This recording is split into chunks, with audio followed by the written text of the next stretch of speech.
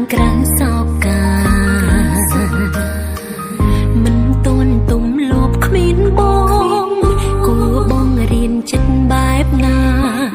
បាត់បង់ស្នេហាមិនទាន់ត្រៀមផង